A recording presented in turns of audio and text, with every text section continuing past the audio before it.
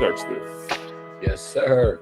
the opening question I have for you, if you could live in any media universe, be it TV show, movie, or book, what universe would that be? I think the first option that jumps to my mind is the TV universe.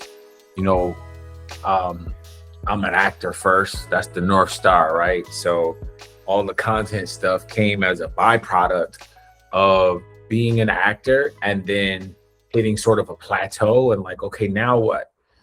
But the dream and goal is always series regular on a hit television show, on like a HBO or NBC, CBS, Netflix, one of the nice ones, you know what I mean? Where I can explore like a dope character.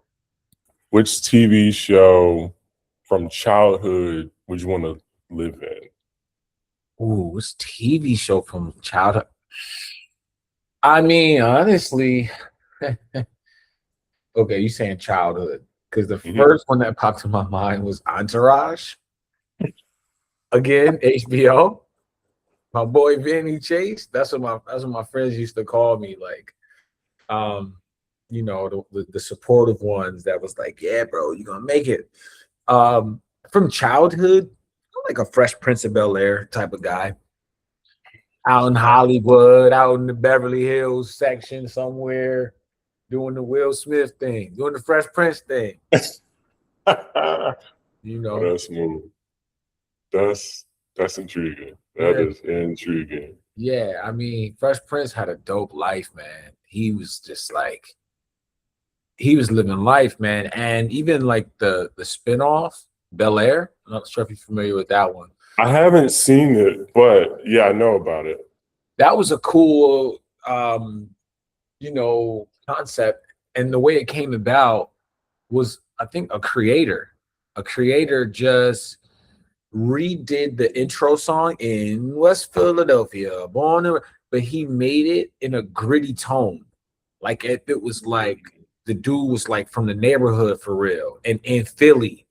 And it was just raw, man. It was just real street. Like, and Will Smith saw it and the powers that be saw it and they made a spinoff. So, that's kind of inspiring, being that we're creators and you have those type of opportunities. I did not know the backstory of all that. Yeah, regular guy, creator, had an idea, let it fly, and it became a hit TV show. It's a really good show. Yeah. Now we're gonna take a walk down memory lane. Before content creation, before the cameras pulled up, before iPhones, what was life for you? Then how did you get to posting your first video online? Yeah, man. Again, actor first. I started acting as a kid. I ended up seeing a play that my friend was in. I didn't know he was in it. We were in a cafeteria 1 minute, next minute we on a field trip, and he's flying around the stage, but the stage is now Neverland, and he's a lost boy in Peter Pan. And I was like, oh, I want to take flight. And ironically enough, within 2 or 3 years, but I'm like, yo, that's what I want to do.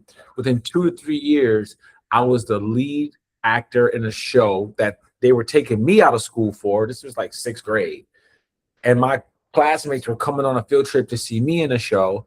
And the show was The People Could Fly.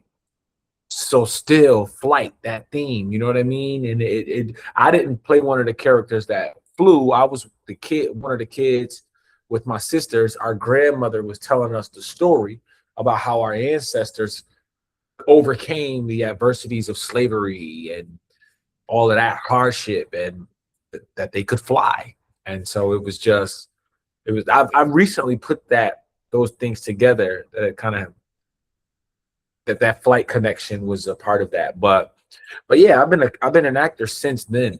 And in high school, I'm from Syracuse, New York, so about 4 hours outside of New York City. But I got an agent in the 9th grade. I started coming down to New York City, where I live now, fell in love with the city, and booked my second audition. It was a national commercial. So they were like, yo, you got to move to New York. You're going to be the next Macaulay Culkin. and, and I had the same agent. I was with Shirley Grant Management. She was also repping the kid. He was in the movie Juice. He was in My Wife and Kids, like Michael something. I was about to say, it wasn't Michael Kyle Jr. I think it was him.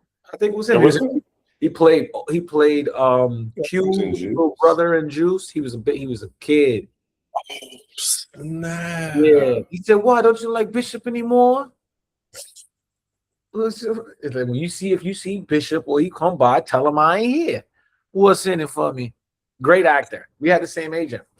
And so I was looking at that. I wanted to be a Disney kid, but moving to New York was overwhelming. I'm 14. I'm from a small town.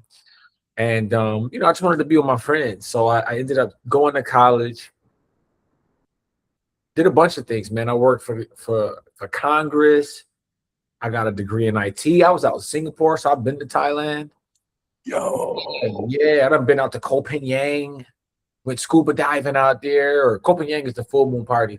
Koh Tao, went like scuba diving out there. Lived in Singapore doing IT, was doing all of this stuff, and then ultimately was like, man, I just want to be an actor.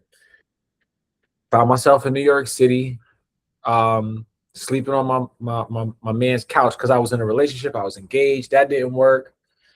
And then I booked a show, and I kind of be looking for signs, and I feel like God likes to communicate. I'm getting better at understanding how God speaks to me. And at that time, I was still looking for that communication. And I ended up booking a show in a New York City play with New York City actors. I didn't think I was good enough to be on a stage with them, but the New York Times shouted me out like, yo, Dexter, the class most charismatic actor. It was a top 5 must-see show in all of New York City. So I was like, okay, I'm on the right path. I'm supposed to be an actor. Things started going really well. I did Tony Award-winning Broadway shows, Emmy Award-winning TV shows. I was grooving, and then it was just quiet from like 2023 to 2024. The industry changed. COVID changed the whole acting industry. Strikes, union strikes. The whole industry just changed. Like, so now we do self-tapes. Like, we used to go in person and audition. It was just a whole shift. And it got really quiet. So a lot of the big actors, they weren't working as much. So they started taking the parts that, the less known actors would get. And the jobs dried up. And I just didn't book any job for 2 years. So I started making content. I have so many questions. Okay, that is amazing. Yeah. First and foremost, what is the birth order? You said you have sisters. Where do you fall? Yeah, so I'm technically the youngest. I have a sister, but I have cousins. I have an older sister, but I have cousins. Like, my family was real tight, so we were raised like siblings. So I'm kind of like the middle child, but technically I'm the youngest. Yeah, I know exactly how that works. Yeah. I'm the oldest of two. It's my sister and myself. She's 5.5 years younger, but then we also have really close cousins. So I get that wholeheartedly. Well, I would have never expected that you were in child actor. Yep. That is so cool. Now, I do recall seeing you with like commercial gigs. You were in a Wingstop. Were you in a Wingstop commercial? Yep. I remember seeing that. Mm-hmm. And then you've talked about acting. You recently I saw the video about the one-liner video. Yeah. So that's dope. So I was like, yeah, he be acting like he not here to just play around. And I also picked up on something whenever you do the Judge Judy mob boss, that's one take. So you have to remember the lines, technically, of what Judge Judy is saying. Yeah. And even if you do have the possibility of having a teleprompter, but you still have to be able to like read as you're acting or remember the lines as you're acting, what it is. And I was like, yo, this is, he's doing this all in one take. And these aren't just like short lines. Like these low-key Judge Judy be having monologues in these mob boss videos. Yeah. And like you have to be taking cues, auditory cues from the sound. Yeah. But it's like that's a skill there. Yeah. And I was like, he be doing this. He be doing this. But it's mad dope that you've been doing this since childhood. Yeah. Yeah, the lip syncing is new. The acting I've been doing since childhood. The lip syncing is new. And I do it in one take, man. I don't other people do it. Other people do Judge Judy, other people do voiceovers. No knock to however people do what they do. But I don't read the teleprompter. Like I memorize it. So in that sense, you have to not only memorize the lines, but when she says them, like it's not like I get a script and I read it. I'm free to say it however it hits me. Like I don't say it the same way every time. But with the voiceover stuff, you kind of got to say it the same way because you want it to match the lips of the audio. But there is still room to play in that, and there is still room to make the shape of the words like a New Yorker from Brooklyn would talk. Like you so that it looks like, oh, that looks like how a New Yorker or a Judge Judy would talk. And you start to learn people's like speech patterns. I've done over 130 of them. So you start to learn, like, people have they have the like idiosyncrasies, but you start to, it's like music. You start to hear like the flow. Like, oh, okay, that's just how Jay-Z da da da da da da. Just like that's how he flows. And so there is a skill that I think is a really cool skill to have in this digital age, because you can find opportunities like this and it kind of like gets you into the space as a content creator. I mean, if you think about content, Gen Z, I think, spends at least 8 hours a day on their phone. Most of that is consuming content. And that's no shade to Gen Z, because I'm sure if you look at our generation or even older folk, the older generations, we on our phone a lot. I can tell you, my dad is on Facebook right now. Right. On there. We're on there. So it's like the opportunity, if you can be a creator and have some of that attention, then that's a high value skill to have. And that's kind of that was a little bit of my thinking, on top of, again, not wanting to tap out like without trying everything. The life of an actor is not the easiest choice. It's not. And when people ask me about wanting to be an actor, I try to talk them out of it, because if I could talk you out of it, it's going to be way too difficult for you to go through it and actually do it. So I like genuinely try to, man, just do something else. Go get you some money. You go get you some money, you're going to feel different, and then make your own thing. But if you're that stubborn, as I was, to walk away from IT money in Singapore, I was working for Nike World Headquarters. So then they said, come to Nike Singapore. I was working for Congress. I was getting offers to go be a lobbyist on K Street. So I was getting opportunities to make money, and I come from a background of poverty. So money sounds real nice. I just always have been a person who was led through faith and God, and I felt like I have a dream, and I want to pursue my dream. and I'll get creative along the way. It'll figure itself out. I always felt like money would figure itself out.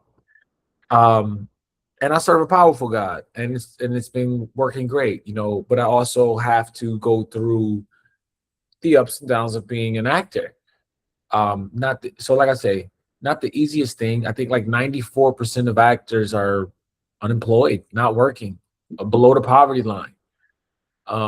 So if you can find ways to be creative and build a platform, well, then now you may have yourself a situation where you can monetize and you can build a personal brand. So now you can get brand deals, and you could offer opportunities to teach other people how to make content, or to sell courses or digital products, or get, I mean, I've done in my career, I did one movie like in 2015 and a couple like short films, but not many. This year I've done like 4 movies because people follow me like, yo, I'm a fan of your work. I got a script. What's your rate? I'm going to fly you out to come do a movie. So now you have an opportunity to maybe like get offers. You know what I'm saying? So it's just super worthwhile to be creative and have other things going. And for me, it was content. I also love how you mentioned God in the process of all of this. How important has it been for you to stay spiritually grounded throughout all the ups and downs? It's been the key ingredient for me. It's been the thing you lean on. You know what I'm saying? It can be a lonely journey to be, like you say, a content creator, to be an actor.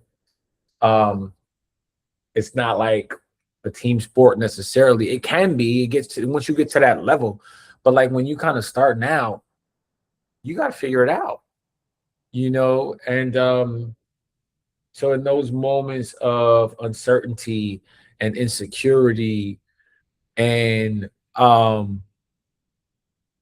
poverty, you get what I'm saying? When you know that like you're smart enough to go get $100,000 a year job, like, that's not beyond the scope of reason for you. You got 2 master's degrees from Syracuse University. You got a bachelor's degree. You don't work for Congress.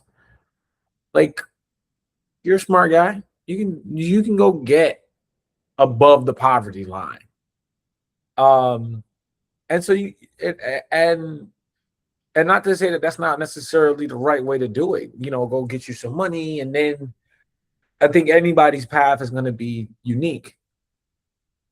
But for the way that I chose to do it, which was I just want to do it my way. Like, I want to have a chance to be in New York and to work on my craft and to build my acting community and to figure it out, you know, all in.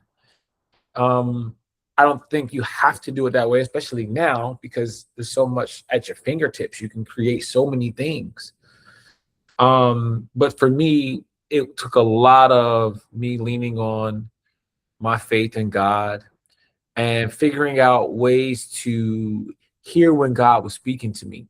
I was a part of a film where it was a Christian set. So there's like a Christian film circuit that I didn't know about, but I was around a lot of people, and I've been fortunate enough to travel, and I've gotten to experience the Middle East a couple times and be around real Muslims, and they're around everywhere in the U.S. as well.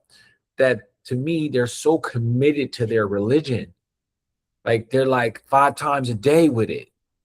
Yeah, I had to wake up at 3, 4 in the morning because I had to pray. Like, I just want to sleep 8 hours and then I just want to get going with my day. Or I'm not eating this month because I'm fasting because it's Ramadan. Or I'm going on a pilgrimage to Mecca. Like, they're committed to their religion. And I grew up where everybody was a Christian, but it was usually on Sunday. Everybody wasn't Christian on Monday through Saturday. They didn't act as such. You get what I'm saying? Yep. So when I got around this movie set, it was an interesting experience for me because now I'm around real Christians that everything they do is in reference to God. I'm like, yo, bro, you're 20 years old. How did you know that you could start a successful marketing company? I didn't. I'm terrible at marketing, but God spoke to me and God did this and God led me. And I'm talking about every conversation, every little thing. And I was like, wow. And people were telling me how like God spoke to them. And I'm like, well, how did you know? How could you discern the voice? I said, well, you got to read your Bible and you got to read the King James Version so that you can have an understanding of what's going on. When you start to hear that type of language, that's God. It'll make sense to you the more you. So since that conversation happened 58 days ago. And the reason why I know that is because I got an app that every day I read my Bible. YouVersion app, yep. My YouVersion app, yeah. And today was day 58 that I got up and I read my Bible. Just a verse. You know, I'm baby steps. You got to crawl before you can walk. Crawl before you can walk. But yeah, but being on that journey of seeking the knowledge and seeking that better relationship with God and wanting to just lead my life in that way. That is amazing. I'm also a follower of Christ, and I know exactly the childhood upbringing of almost church feeling like a cultural event versus it being a deliberate faith walk where we only go on the service because I said, all right, let's go. I was like, all right, I'm 10 years old. I don't really know what's going on. And then I'm 15 years old. I was like, I kind of know what's going on, but I'm just going through the motions. And then you hit 20 and it's like, well, what do I actually believe? Where are we going with this whole religion thing? And it's more than just about the act of religion. It is an individual, personal faith walk where you literally have to walk it out and getting your word and actually die to yourself in ways that a lot of people aren't doing, except for Sunday at 11 a.m. to maybe 1 p.m. Yeah. And to the point on the Bible, it's funny. August 2025, I thought the same thing where I need to get in my word. And this is on the heels of me being in like 3 sessions of discipleship classes with my local church.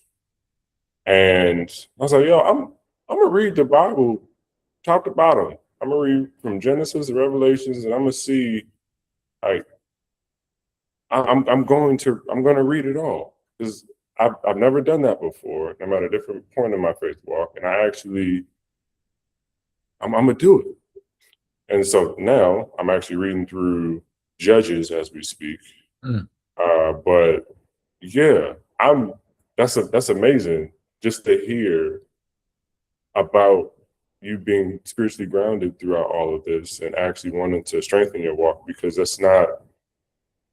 that's unfortunately, it's not expected in the entertainment industry, just by and large. And content creation, social media is a sector of the entertainment industry, Sure. along with traditional acting and movie, TV. But if you're not grounded in something that is bigger than you, that is bigger than what you can see right in front of you, see, feel, and touch, you will get tossed here and there, everywhere, lost in the sauce. And to your point about money, you'll just go where the money is. And the money ain't always where you need to be. And I'm gonna let that sit. Yeah, you said a word. You said a word. Yeah. Sometimes you will compromise who you are just for that dollar. And Yeah. that ain't, your integrity is not worth it. Yeah. Yeah, it's true, man. I think you know, a lot of times we get to a point in life where we're like, oh, I'm ready. Why hasn't this happened yet? Like I'm ready for it now. But looking back in hindsight, I wasn't ready. Even if I thought I was ready in some ways, but it was other ways that I wasn't ready to deal with what came with it, with the pressure that came with it. You know, I grew up a kid pretty like influenceable in the sense that like I grew up in a rough environment. I was never really like I was really never really like by nature like a street dude, but all my friends and family were in the streets. So that's where I found myself. And you know, and I wasn't doing all the things that they were doing, but I was with them when they were doing a lot of it. And I was um fascinated by it. I was intrigued. And so I just knew that like, and I would say like, you know, to my credit and through the grace of God, I didn't always go with everything. And then I was just given a lot of grace by God to have opportunities to get through some things and to be spared by some things. But like I say, I came down to New York City at 14 by myself, kept in the train. Kids do it here all the time at 7, but they grew up here and they're from here, and it's different when you're like a kid that's from here versus this is all brand new and you just get dropped here at 14. It's a whole different ball game. And I mean, I was out here getting got by the 3-card Molly guy, losing money. I'm getting got by the fake jewelry guy. He's selling me the chain. The lady watching me at McDonald's. I hope you ain't buy it. Well, why you ain't telling me when you seen the transaction happening? Why you wait till the guy leave?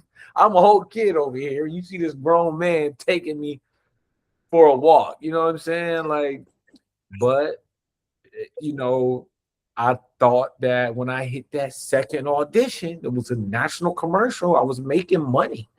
Like, that was good money. Them national commercials paid well. So at 14, I'm like, oh, I'm ready. I'm ready for Disney. Because that's what I thought I was going to do. Because that's what they were telling me I was going to do. People start treating you different. Because for me to get to that point, I was like in competitions. I was winning them. A bunch of agents wanted to sign me. It was kind of a thing. And so now people starting to act different towards me, kind of treat me kind of special. I'm like, okay, you know what I mean? Because when you're young, you just kind of really don't know. But I easily could have been getting taken advantage of if I would have. That was the only job I booked.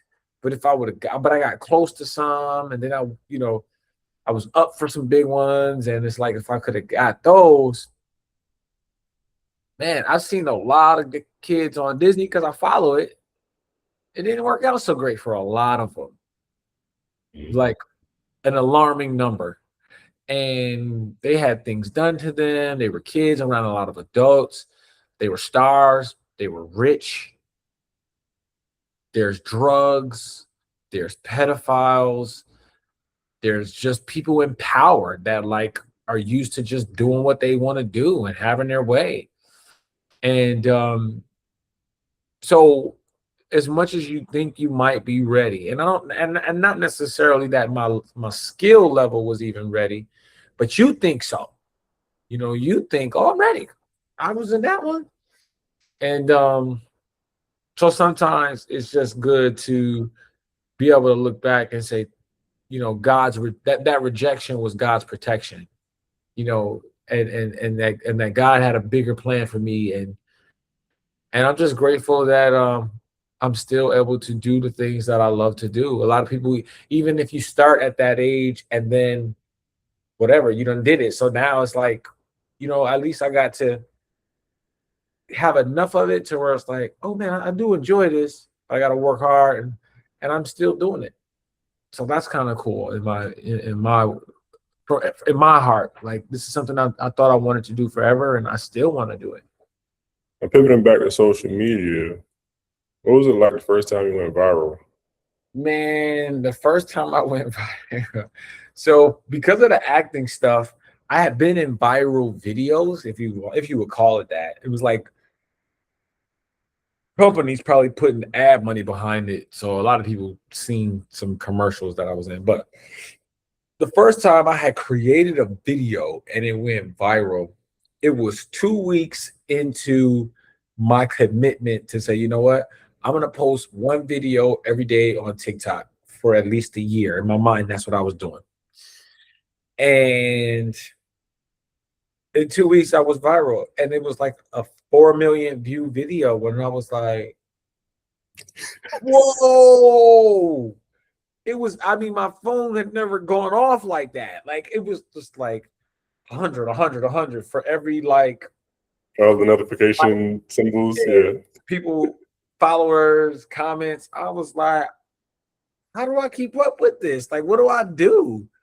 I didn't know anything, bruh.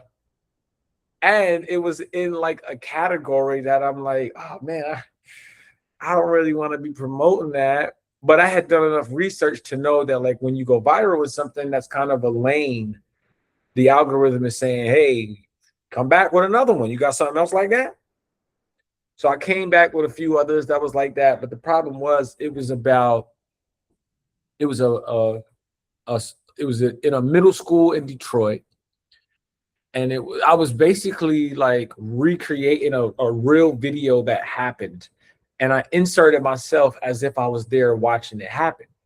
Like as if it was like I had a POV of watching this real actual video of a black man who was like a school administrator, or he was a school employee, and he's arguing with this student who was a black female. She might have been in like 8th or 9th grade.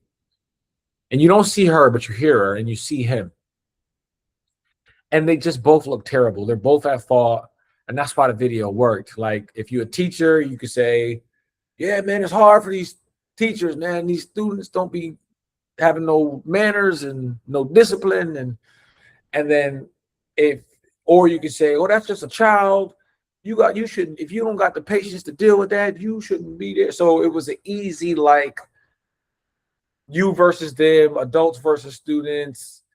I'm actually a teacher. Like I work in the schools and I work in tough schools. So like I work in these Brooklyn schools and it's tough. Like I'm a substitute teacher and I'm a teaching artist.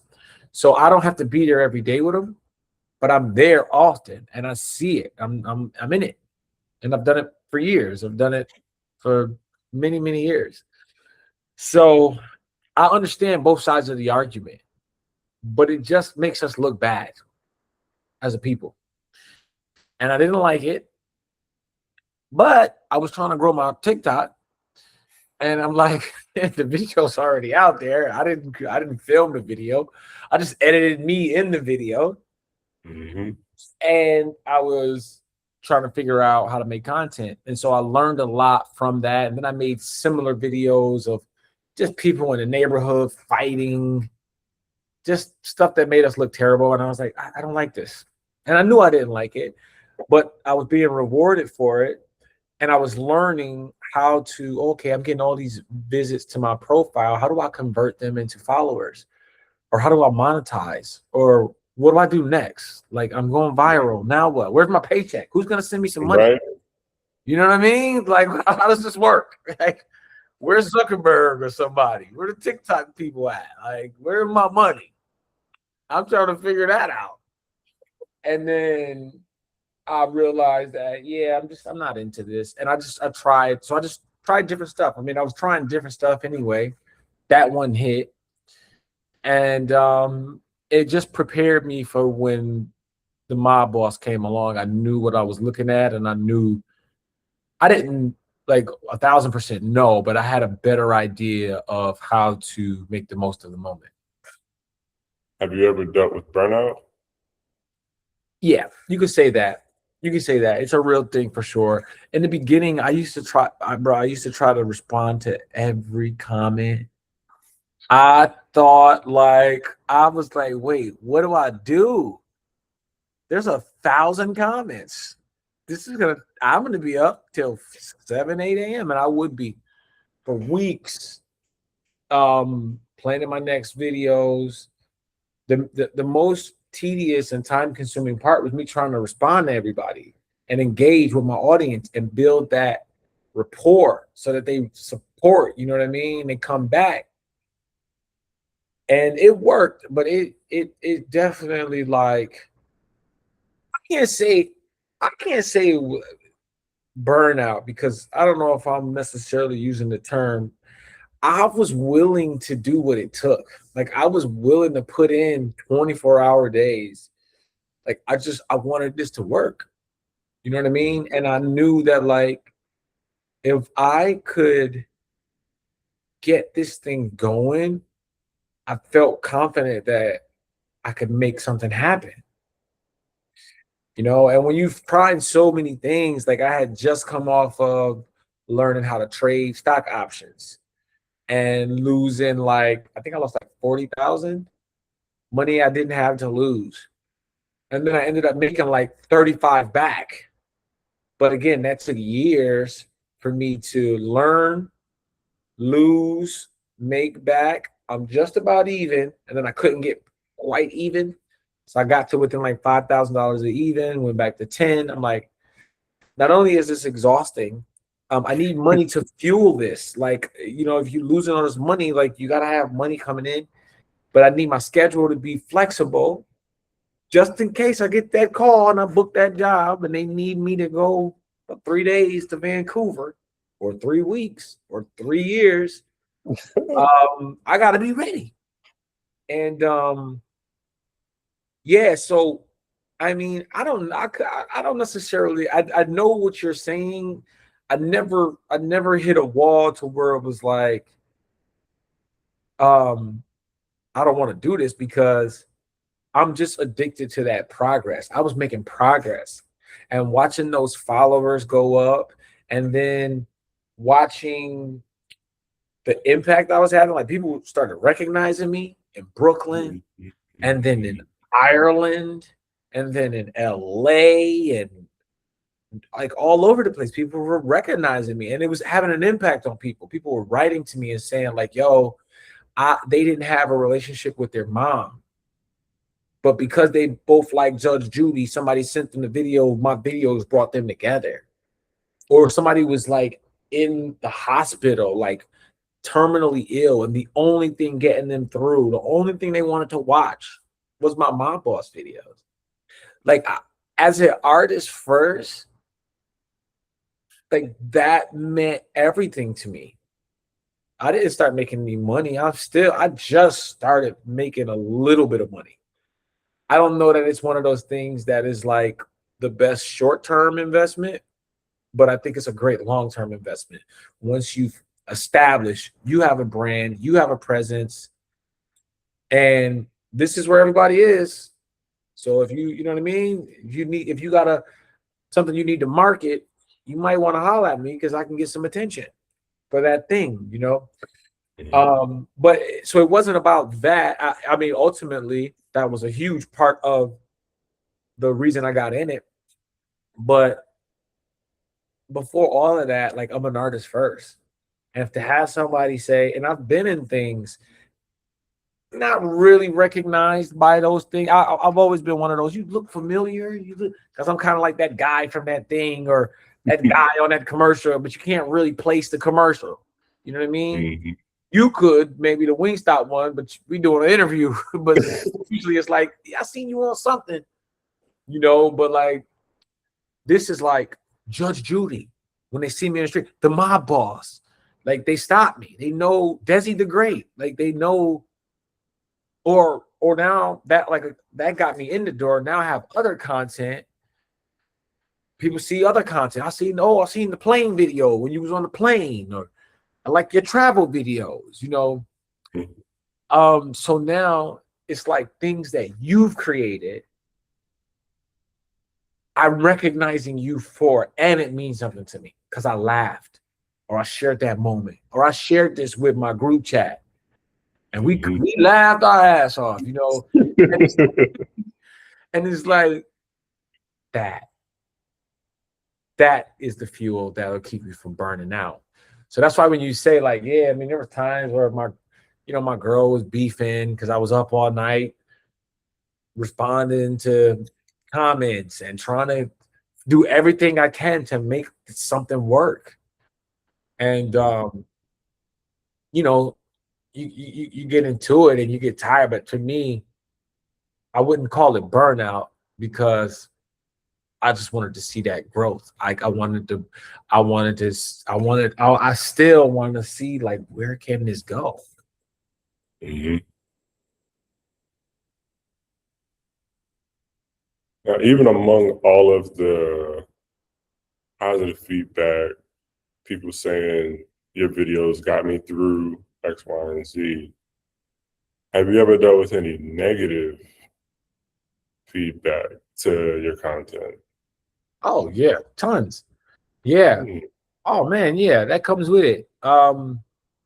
And you have to have a thick skin, which is something you get pursuing an acting career, because you get no way. Yes, I got a part for you. And oh, something happened. We went with somebody else, or that thing's never going anywhere. I was just talking. That's just Hollywood talk. I was just talking. Let's just making conversation. I got a part for you. So you get used to rejection. You get used to that tough part and having a thick skin. So in terms of like negative comments, for sure, you get caught up in the trap of maybe arguing with people and going back and forth about things and proving your point. And it's like, dude, I'm here. Like, I'm not here for that. It's so easy to notice in a sea full of blue positivity that one red negative comment. And it's just like, why do we fixate on that? Like, or even the numbers of it, right? Even the like, oh, this video, you get jaded and your video didn't do as well as you wanted it to do. But even if it got 15 views or 15 likes, imagine this room filled with 15 people right now saying, yo, I like that. Like, thank you. Like that 15, I didn't perform for less than 15 people on a stage. And it feels good to just have like even that number. So we get jaded and the numbers get skewed because you're comparing yourself to Jay Shetty or like, these huge creators that have been doing it for years and have a team behind them and have perfected it. And you just started it. Don't compare yourself to that. I mean, that's what you're going to see because they don't figure out how to get their work to go. So you're seeing the best videos that have millions of followers and millions of views. Don't compare yourself to that. But yeah, I mean, listen, you in anything you do, whether it's content or you want to put yourself out there in another way, you want to open a business. Oh, what he know about bagels?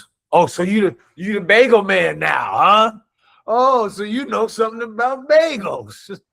You gonna get that no matter what you do, gang. Like, you might as well strap in and let them talk. Like, they're gonna talk. Good on you. You're doing something. Some people are so afraid to hear that negativity that they don't even try. And that's like a lot of people. At least you could say if you're trying, that you're trying. What you know about bagels?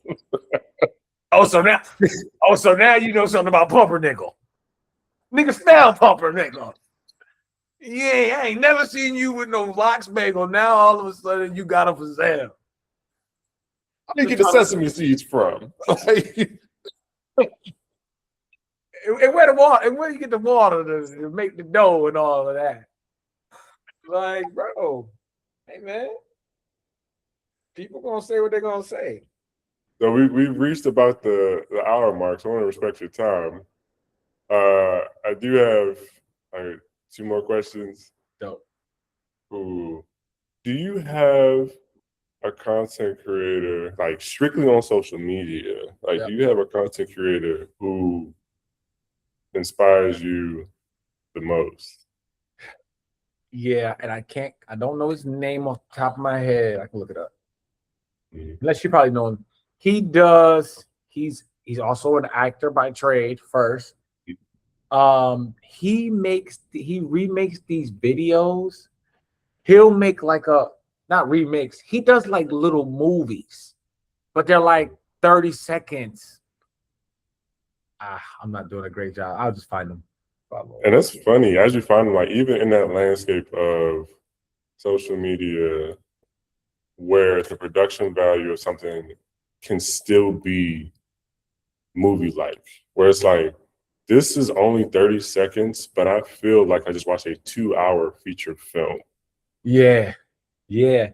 That's what he does. That's what this guy does. They wouldn't let me find it on the computer. Let me see if I can find it on there real quick.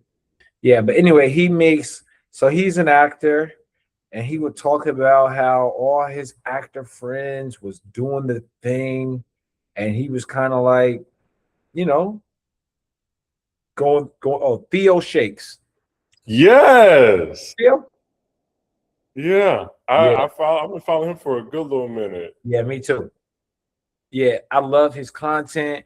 I love his story. I love like what I know about him. I don't know about his personal. So, but in terms of like when he gets up to speak, he was at one of the award shows. I think he might have got like a Webby or something like that, and he speaks about how, he was an actor that was trying to get his acting going, and it's not the easiest thing to do. So he started making content, and his content is literally just like little movies. Mm-hmm. He's like the guy at the concert, the big star right before he goes out, and he's walking backstage and he's saying whatever, and he come out and he start doing his thing, or Mission Impossible type guys, and that I love that, man, because again, it's like he's you could tell, you could see the acting in his work, you could see the skill, but also the production value, the creativity. It's quick. It's hard to do all of that stuff in like 60 seconds, 45 seconds, 30 seconds, and he does it. So he would be the type of person that I look to say that's where I want my content to be. Production level, you know, little verticals, little mini films. You know what I'm saying? That's so yeah, so we working on, elevating the production in that way. My final question, what do you see for the next 5 years? Like what you have any goals or anything where it's like, yeah, the next 5 years I'm trying to make this happen. Big goals. Got big goals. got big dreams. And ultimately, I want to be an advocate for artists, specifically actors, comedians, musicians, anybody in that creative space, but also entrepreneurs, creatives that want to build their platforms. I want to inspire, teach, and help others to build their platform, to experience some of the cool things that come from it. I think we're in an age of, we can do it right here. We can get some lights. We can call our friends. Hey, can you jump on a podcast interview? For sure. Hey, can you do you want to collaborate on this video? For sure. Let's create. And I want the power of that to assist others in the ways that it's assisting me, like getting these opportunities to go to Ireland, Dublin, and be on a game show because I started making content, and my platform has grown. So I want to be able to help others do the same thing. And I want to leverage my platform to not only create like a Theo Shakes so that I have production level content, but also create like verticals and proof of concepts for my bigger ideas, for my pilot to my TV show, proof of concept for my movie, so here's like 7 episodes, quick little 90-second vertical joints. Get my audience involved, get them engaged, see which one they like, and then create the pilot, and then take that to Netflix and say, hey, or whoever, shop it around A24. We got something. The audience is behind us. Let's make it happen. Using that and just being able to do it in a way where everybody can do it. You don't have to be like the gatekeepers in Hollywood. You know what I mean? Where it's like, if you can't even get in the gate. So how you got an idea? We're not making that. We're going to make Avengers 39. You know what I'm saying? We're not making your little mob boss story. We're not interested. We're doing X-Men 97. You dig? That's what we on over here. This is Marvel, baby. This is Marvel world. And I just want to be able to say we got some different stories that have an audience, that are told from some different people. We got some creatives, we got some talent, we got some interesting stories. And y'all know that.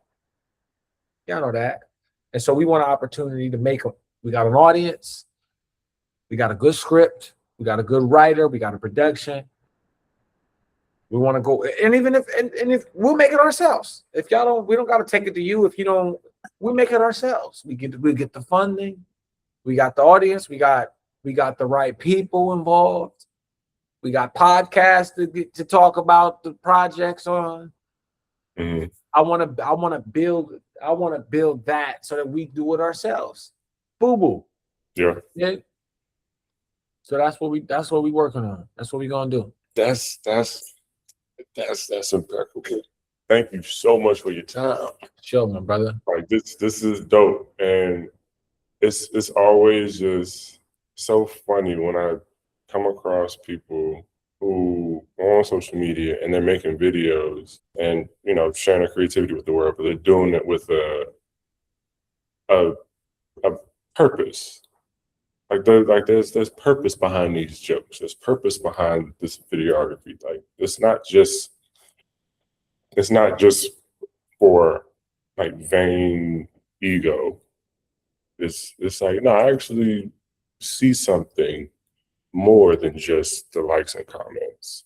So I applaud you. I applaud you. Like this is really dope. I'm giving you your flowers. I appreciate it, brother. Seriously, man. And likewise to you too, man.